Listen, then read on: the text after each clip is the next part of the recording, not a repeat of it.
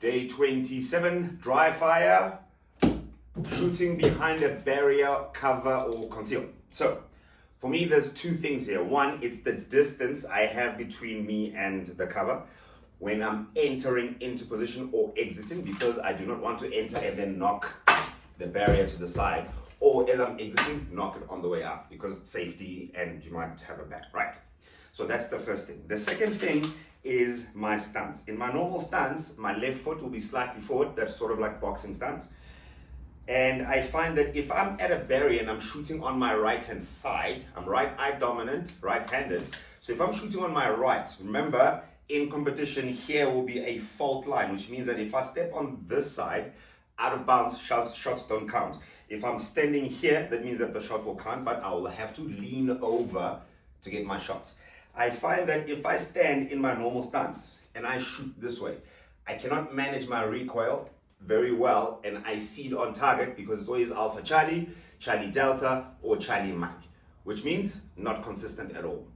And what that tells me then is that I'm losing balance as I'm shooting. So I put my right foot forward if I'm shooting on the right hand side of the barrier, because again, it's almost as if I'm taking that stance as if I'm shooting one-handed, right? Weight on the front leg, and that is how I'm able to be accurate when I've got this sort of stance.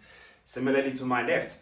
On the left, I'll have to lean a hell of a lot more, because again, I'm a right eye dominant, right-handed shooter. So again, if I'm standing like this and I'm going on like that, you see even my body feels really, really weird. I feel like I'm off balance. If I want to be in balance, I need to be in that kind of shooting.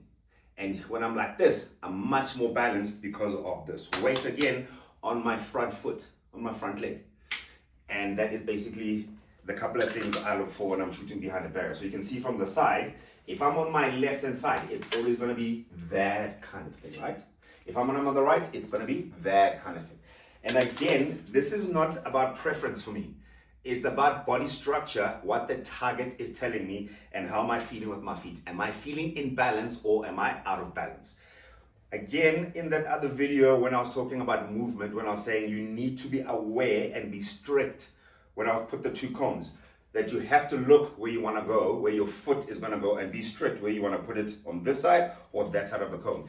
That is why, because when you run into this position, you have to spot where your foot exactly it's going to go, so that you have the right distance, and also where your right foot's going to go, so that you've got the right balance on either side.